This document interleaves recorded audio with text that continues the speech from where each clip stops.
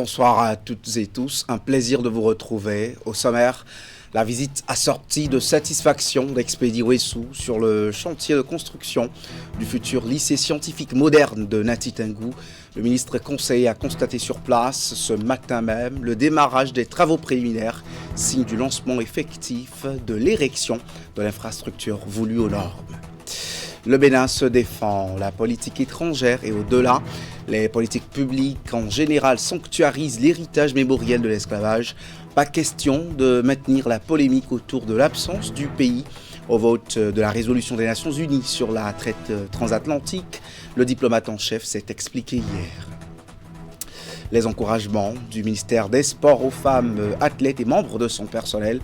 Elles sont invitées à continuer de performer pour leur rayonnement personnel et celui du Bénin entier. Le message était hier au cœur de la célébration différée de la GIF 2026 dans le département ministériel.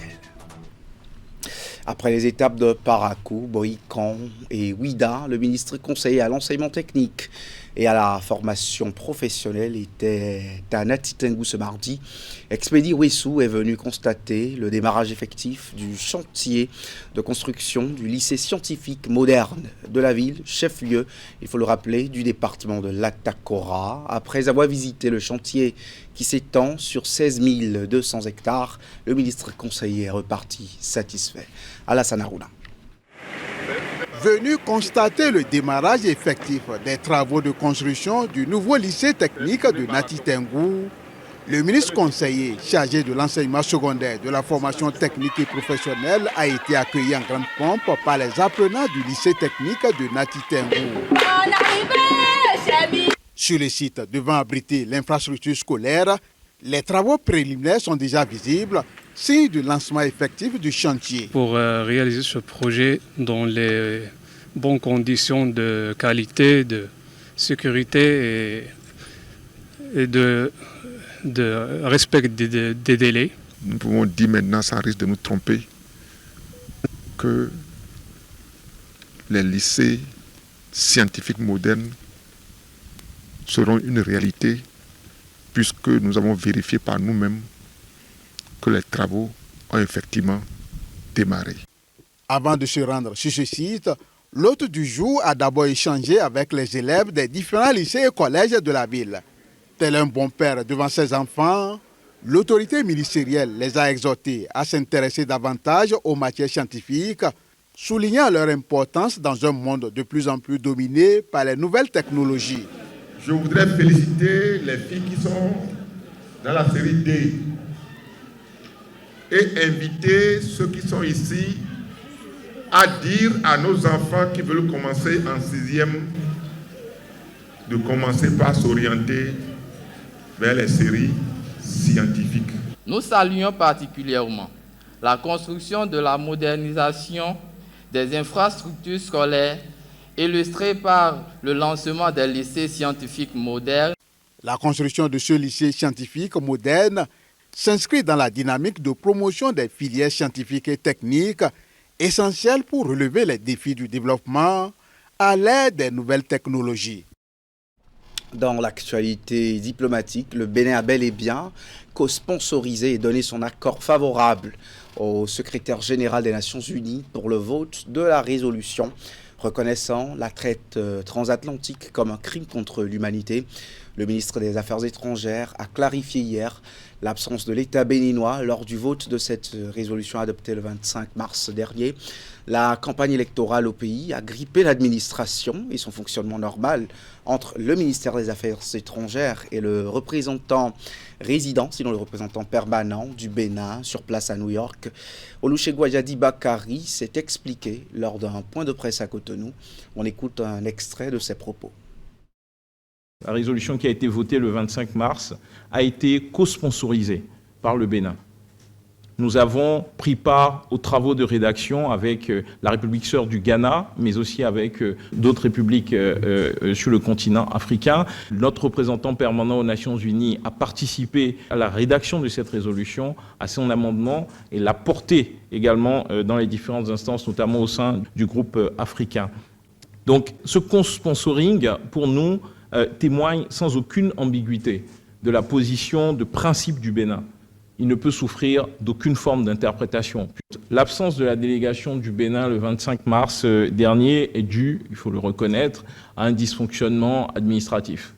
Il ne vous a pas échappé que nous sommes en pleine campagne électorale et que tout ministre que je suis également un acteur politique. Et donc, j'étais pas à Cotonou, pas forcément joignable par notre représentant permanent aux Nations Unies.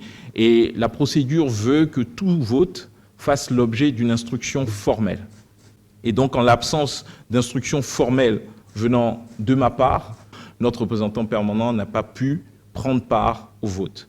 Toutefois, immédiatement après le vote, et dès que j'ai été joignable et que j'ai eu connaissance de l'adoption de cette décision historique, et le fait que la décision soit passée au vote, parce que ce n'était pas dit qu'elle passe forcément au vote, j'ai immédiatement instruit notre représentant permanent qui a fait ce qui se fait également dans le cadre des Nations Unies, c'est-à-dire lorsqu'un pays n'a pas pu assister à un vote, n'a pas pu prendre part à un vote pour une raison quelle qu'elle soit, il a la possibilité de notifier au secrétariat général des Nations Unies son intention de vote, sa décision de vote a posteriori. Et c'est ce que le Bénin a fait immédiatement après, en notifiant de façon formelle au secrétariat général des Nations Unies son intention, sa volonté d'apporter un vote favorable à cette résolution historique.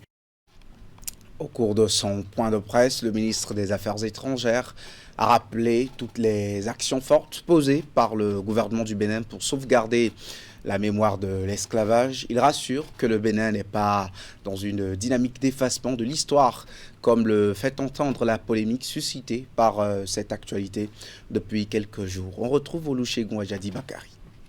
De manière très active au cours des 10 dernières années, le Bénin a mis la question mémorielle, la question de la mémoire de l'esclavage, de la mémoire de la traite transatlantique au cœur de toute cette politique publique. Pas seulement au cœur de sa politique étrangère, mais au cœur de toutes ces politiques publiques. Pour nous, il est très important de sanctuariser, d'immortaliser cette mémoire et de faire en sorte que ce crime odieux qui a eu cours pendant plusieurs siècles ne soit jamais oublié. Et c'est la raison pour laquelle, au cours des 10 dernières années, vous avez pu le constater, nous avons à la fois investi massivement dans le maintien et la sauvegarde de tout le patrimoine immatériel lié à cette traite transatlantique, mais nous avons également pris des positions publiques internationales sur la question de la reconnaissance, sur la question de la qualification de ce crime abominable contre nos frères et sœurs africains et afrodescendants.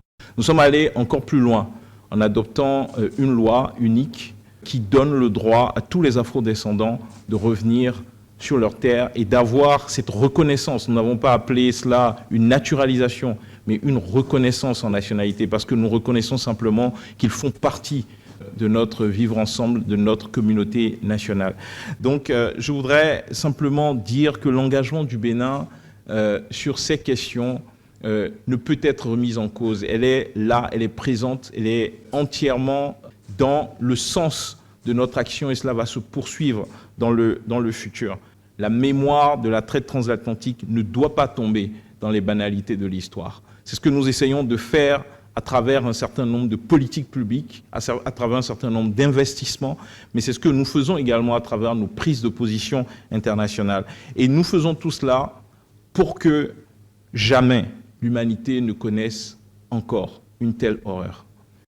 Les entrepreneurs redécouvrent le rôle et la mission du Fonds national de l'environnement et du climat. C'était un atelier de formation organisé par la Chambre de commerce et d'industrie du Bénin. Les chefs d'entreprise participants ont été sensibilisés sur le sujet, des opportunités disponibles aussi. Les défis qui se présentent à eux dans ce domaine de l'environnement et du climat n'ont pas été occultés. Compte rendu, Florence Bossa, Jocelyn Barriga. Le Fonds national pour l'environnement et le climat, rôle et mission et cadre de collaboration avec le secteur privé. C'est la thématique objet de cette première session initiée par la Chambre du commerce et d'industrie du Bénin au profit des chefs d'entreprise béninois. Elle vise à informer, à former et à sensibiliser ces patrons d'entreprise sur l'adoption des comportements respectueux pour la protection de l'environnement. La Chambre, à travers son président, M. Arnaud Akakbo, a développé un programme d'accompagnement, d'information et de sensibilisation dans le domaine de l'environnement et du genre. Donc la thématique de ce jour, initiée avec le FNEC, c'est déjà de présenter aux opérateurs économiques les dispositifs d'appui existants au niveau du FNEC pour les aider à monter des projets de financement vert. Dans un contexte marqué par des défis de plus en plus croissants liés au changement climatique et la transition énergétique des entreprises, cette session vient à point nommé puisqu'elle va permettre à ces opérateurs économiques de monter des projets de financement vert et d'acquérir des expertises nécessaires. Nous avons parlé des impacts des changements climatiques sur les secteurs d'activité de ces entreprises et leur montrer comment les secteurs sont impactés par les changements climatiques et que si rien n'est fait, tout leur effort serait en vain lorsqu'une catastrophe surviendrait. L'impact des changements climatiques sur les entreprises, le cofinancement des projets par le secteur privé, le renforcement des capacités du FNEC par rapport aux critères d'éligibilité des fonds sont entre autres les points clés abordés au cours de cette rencontre. À Semakbodji, l'organisation du secteur informel des produits pétroliers franchit une nouvelle étape. L'Association des importateurs, exportateurs, transporteurs et revendeurs des produits pétroliers AITRPP a officiellement installé son bureau communal, et ce, des 6 arrondissements de cette commune. Une avancée qui s'inscrit dans la dynamique des réformes engagées par le gouvernement pour l'assainissement du secteur. Reportage de la cérémonie d'installation avec Emma Rodono.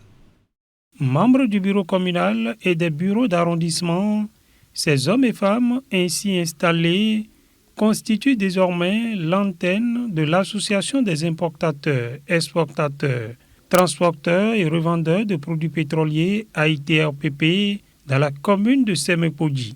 Cette cérémonie, qui est la 6e de notre engagement dans l'installation des bureaux des communes, est une étape très importante dans l'organisation et le renforcement de notre association à la base. L'installation de ces bureaux permettra de mieux structurer nos activités et défendre efficacement les intérêts des acteurs du secteur.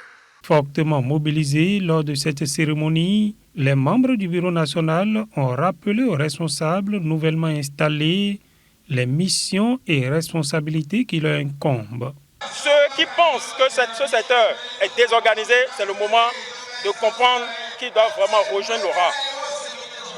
Et la porte est ouverte. La porte est ouverte à tous ceux qui pratiquent, tous ceux qui vendent l'essence, ceux qui sont dans ce secteur, de rejoindre la maison mère. C'est ici la maison mère.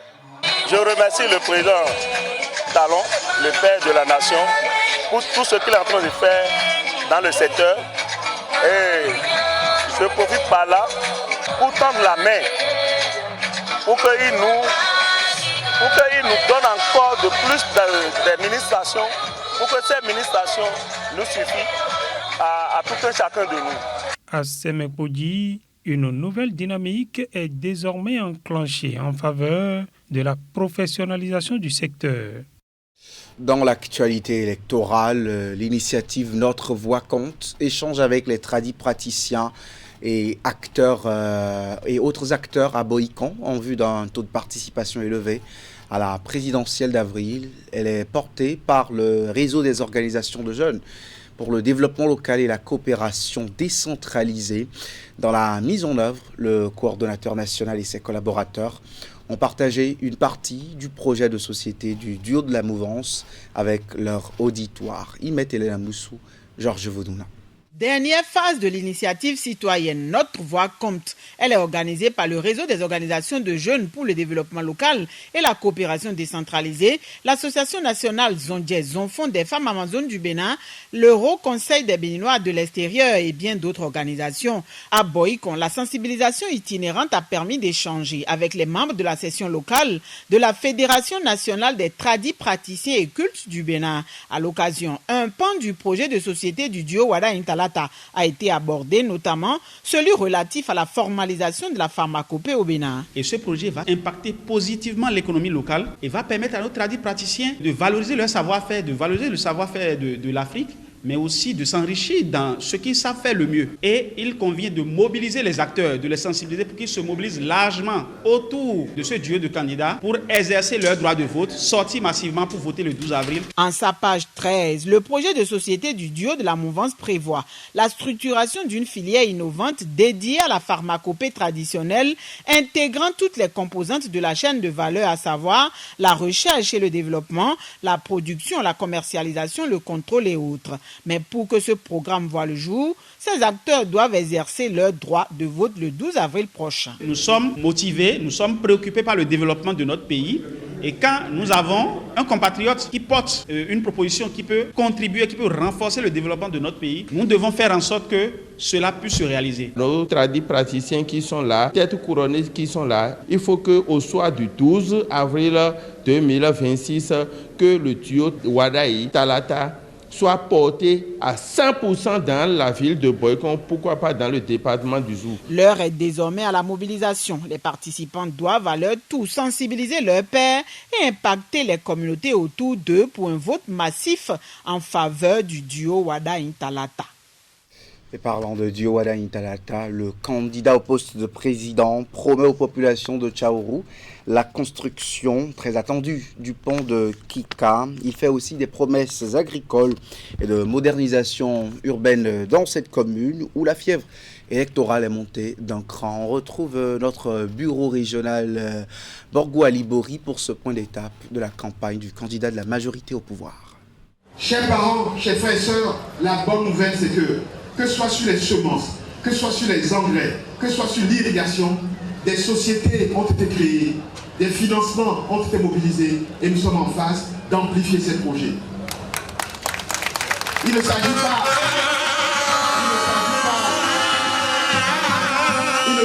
de propos en l'air, il s'agit de réalité qu'il s'agira d'amplifier très vite. Il y a urgence à aller vite. Et ici, Tchaourou est dans l'attente. Et Tchaourou est une priorité parce que c'est un grand bassin d'agriculture. Il est donc important, urgent de rendre attractif le métier de la terre et de l'élevage. C'est pour ça que nous allons amplifier le programme de mécanisation pour que nos paysans puissent avoir accès à des tracteurs et également des équipements pour faire la récolte. Il faudrait qu'avec beaucoup moins d'efforts, le paysan puisse avoir plus de production. Et sur le secteur des infrastructures, vous savez, pas besoin de lister, nous avons fait telle route, nous avons fait telle chose, etc. Notre ambition, c'est de développer toutes nos communes. Dans la phase qui s'achève, l'ambition était de connecter toutes les communes. Ce qui n'est pas terminé sera terminé. Et la deuxième phase, la phase d'après, c'est de faire à l'intérieur des communes. Donc pas besoin de citer, nous allons faire ci, nous allons faire ça. Ça se fait déjà, nous allons l'amplifier. L'infrastructure dont je vais parler ici, c'est le pont sur l'Opara. On a trop d'enfants qui meurent. Trop de gens meurent sur ce pont. Et je n'ai pas l'habitude de prendre les engagements. Mais je peux vous dire, les études sont déjà en cours. Nous allons aller très vite sur ce pont. Parce qu'il n'est pas acceptable que les enfants meurent en voulant traverser. L'actualité, c'est aussi ce soutien du député à l'Assemblée nationale, Jean-Eudes Okondé, aux populations sinistrées à Ouissi après une récente tornade dans cette localité. Il a doté ses riverains touchés dans ce village de la commune de Sazuma de paquets de feuilles de tôle et autres accessoires. C'est un geste pour atténuer leurs peines, les peines de ces ménages qui ont enregistré plusieurs dégâts matériels à l'occasion de cette intempérie. Imet Hélène Amoussou et Georges Vaudounon pour les détails. Des feuilles de tôle, des cartons de clous et autres accessoires. C'est le geste de générosité de l'honorable Jean-Eudes Koundé envers les populations de Ouissi dans la commune de Dassazoumé. L'acte intervient à la suite du passage d'une tornade dévastatrice. En effet, près de 80 cases ont vu leur toiture emportée, occasionnant un sinistre. Informé de la situation, le député a exprimé son empathie et a fait parler son cœur. Nous, en tant que natifs du village et en tant que députés, nous avons voulu venir aux côtés des sinistrés. Nous avons pu leur apporter quelques paquets de tôle et des paquets de pointe pour pouvoir remplacer quelques cases en attendant que l'État et pas la mairie puissent faire quelque chose parce que les dégâts sont énormes. Nous lançons un SOS à toute bonne volonté pour que les gens viennent au secours de cette population qui souffre en ce moment. Donc je voulais les apaiser. Au-delà de ce que nous avons pu faire aujourd'hui et les bonnes volontés qui vont nous suivre, je pense que la mairie est là pour vraiment nous apporter la joie au cœur. Le geste de solidarité est salué par les représentants des sinistrés et de la mairie. Au nom de la mairie, nous saluons la démarche de l'honorable Koundé et nous invitons toute personne, toute bonne volonté de venir aux côtés de nos populations sinistrées. Avec la saison des pluies qui s'annonce déjà, les populations de Ouissi attendent d'autres actions du genre pour retrouver la joie au cœur. Les Wachi, dans le département du Mono, sacrifient à la tradition de la célébration de la victoire de leurs aïeux face au royaume d'Abomey lors de la bataille de Saradji. À une semaine seulement de la fête de Pâques, ils ont afflué par centaines au lieu chargé d'histoire pour faire ce qu'ils appellent la reconstitution des faits, une initiative qui intervient chaque année en prélude à leur fête identitaire et patronale dénommée Agbesignale. Retour ici sur cette cérémonie avec Narcisse Alossé. Des coups de canon pour montrer à la face du monde le courage et la bravoure du peuple Wachi. L'histoire a commencé ici à Saradji, village situé à quelques encablures du centre-ville de Koumé. Ici, leurs ancêtres ont combattu et vaincu les troupes du roi Béanzin. Nous louons leur bravoure. C'est la bravoure du peuple Wachi que nous célébrons aujourd'hui. J'avoue que c'est un rituel qui doit faire connaître au peuple Wachi que nous sommes venus de quelque part et que ce rituel, on doit pérenniser ça. Pérenniser l'histoire et le rituel consacré a été respecté. La consultation de l'oracle a révélé le signe Djogbe qui donne libre cours aux festivités cette année. Plusieurs tableaux artistiques et culturels ont été présentés à l'assistance pour retracer les faits liés à ce passé du peuple Wachi. Et ceci sous les yeux de témoins insoupçonnés. C'est la présence d'un fils d'Afrique qui vient d'une contrée et qui va à la rencontre d'une autre. Tout comme cette figure emblématique de la presse africaine, des gens sont venus de bien d'autres pays d'Afrique et de l'Occident pour vivre l'événement. Un événement qui ouvre le bal des festivités des retrouvailles fraternelles à Agbesignale. Et aux côtés du festin, les responsables misent toujours sur la promotion du capital humain. Nous faisons des projets d'impact communautaire. Cette année, nous sommes allés vers les PME. Nous avons formé des PME dont 50 ont été récipiendaires et on va les suivre pour le développement de leurs activités, les activités économiques de la commune de Koumé, de la communauté Wachi. Conférences, débats, espaces sportifs, volets santé, messe d'action de grâce, bref, la célébration de ces retrouvailles, vieille déjà de 67 ans, s'annonce encore bouillante cette année. L'apothéose, ce sera dimanche prochain, jour de la fête de Pâques. Les responsables, eux, ont battu le rappel de tous les Wachi du monde pour une semaine de communion. On boucle la boucle au ministère des Sports qui honore les femmes sportives dans le cadre de la célébration de la Journée internationale des droits des femmes. Ces dames ont eu droit à une journée de réflexion, une manière de célébrer et de valoriser leurs performances dans les disciplines diverses. La célébration qui a connu la participation de grandes gloires du sport féminin béninois ce lundi à Cotonou, en bref, avec Florence Bossa. Elles se sont massivement mobilisées pour la circonstance. Des femmes du monde sportif béninois célèbrent en différé la Journée internationale des droits de la femme. Une initiative du ministère des Sports qui vise à rassembler les différentes actrices autour d'un moment de reconnaissance, de sensibilisation et de valorisation des performances.